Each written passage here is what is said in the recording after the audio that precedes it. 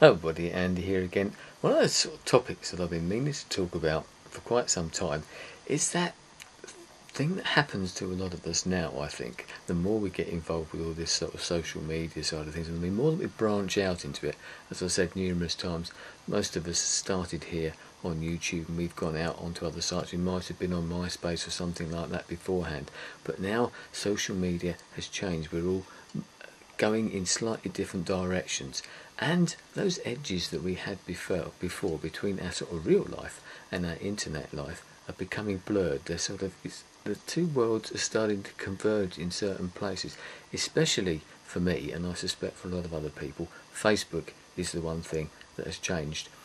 A generalisation, yes, but I think a lot of us, when we're on places like Twitter, but certainly on YouTube, and even maybe on MySpace and other sites as well, we tend to use different names. We have to think of a name when we first get on the internet as a sort of a username or something like that. And for me, it was andymooseman, and that was for YouTube, and I've used that ever since. So it becomes a sort of an identity, a personality, if you want to put it that way, that people know you by. But then when you go on to something like Facebook, although people do use those same names as well, I know people who've got more than one account, maybe with their real name in there and maybe with their online identity. But the way we use that is different.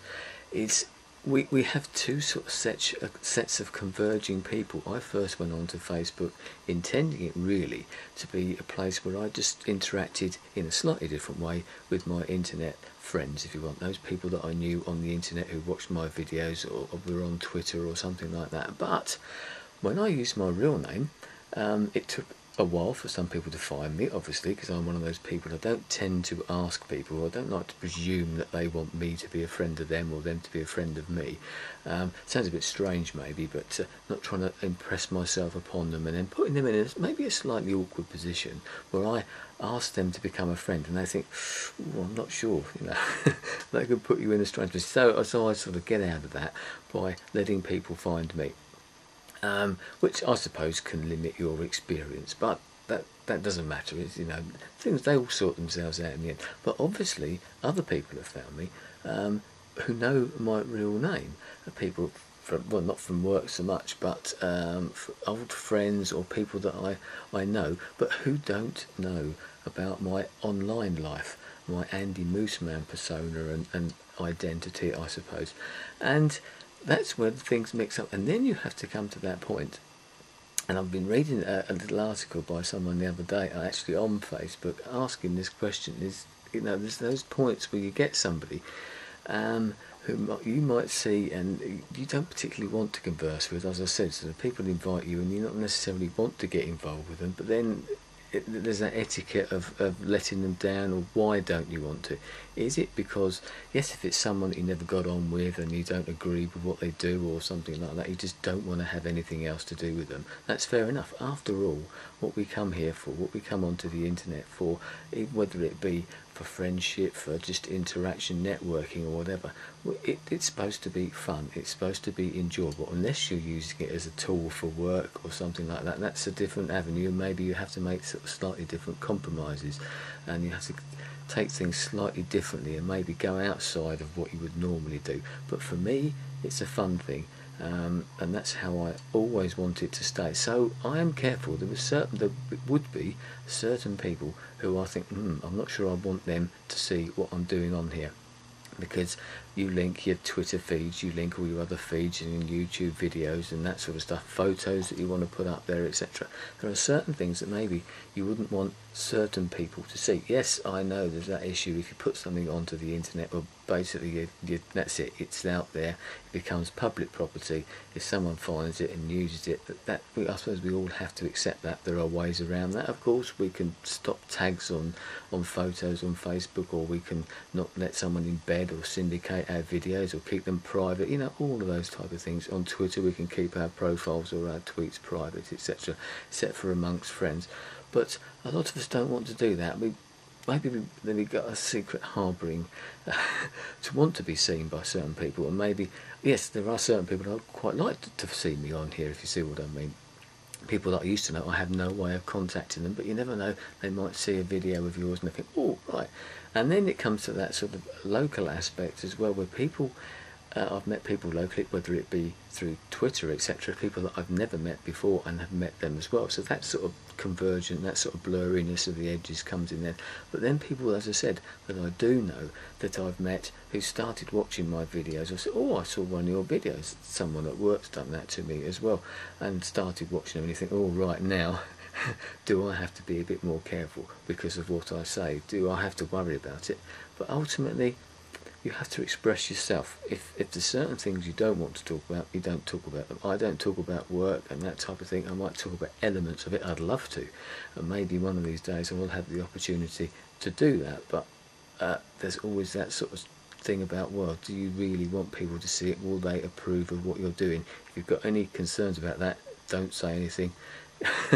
Just keep out of that side of things and just carry on with what you're doing, and talk about something completely different. But there's, as I said, there's that certain side of, you think, right, how much of myself should I expose here? How much of my different side of my character, etc. But you need to be yourself, as I said, and that's the main thing. If you're uncomfortable with doing something on here, then don't do it. If there's things you don't want to be seen, don't upload those photographs. As someone pointed out the other day, maybe somebody else has taken this photograph of you and posted it up there.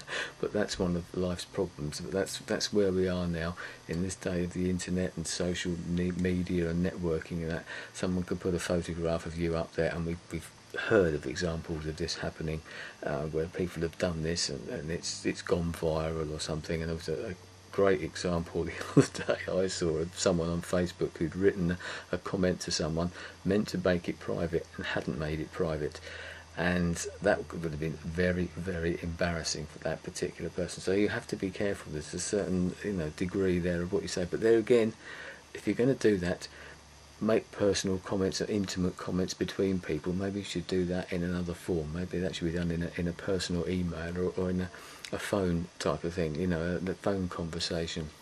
And you still need to have those sensibilities, I think, and I think that's something that people miss out on, something that people don't realise and tend to forget, is that when you're on the internet, you have to remember that becomes the public property. You've got to be careful about what you say, where you say it, and what you actually put up there. It becomes hard because you will want to express yourself. You will, as I said, you will want to put yourself out there in whatever way it is, and you want to have fun, etc. But we do have to draw a boundary. So those side of things, for me, have become a lot more blurred. There's sort of different worlds I've got are converging on each other, and it opens up different opportunities, because I've had things here.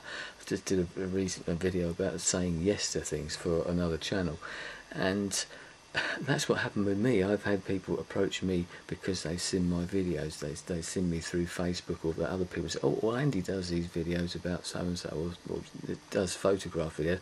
I was approached, rung up by someone to do a photo stream for a festival here in Hastings back in July of this year, a beer festival, and they wanted to put all my photographs onto the big screen that they had at the side and sort of play them out through the day with others as well. It wasn't just mine, and other text message type services as well, Twitter messages, as that someone I know put that together.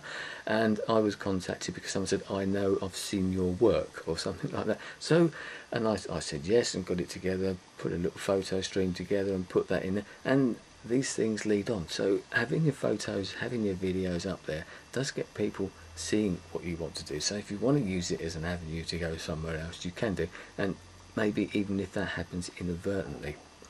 So that crosses over as well, and then you get asked to do other things as well, and there are things happening locally as well where those two worlds are converging and maybe leading on to something else, possibly, I don't know, but it's weird. It's a funny thing that when you come here, you just think you're just doing things for yourself, as first faltering, stumbling steps in vlogging or video making. You're doing it for yourself, really, and then other people get involved, and before you know it, it's become a part of your life, and then it becomes a part of your other life as well, your real life. The two worlds collide, and how big that collision is really is up to you. One thing I've always said, and I've said to people at work, is that I keep my Facebook side of things, because that's where I interact with the real life people as well, if you want.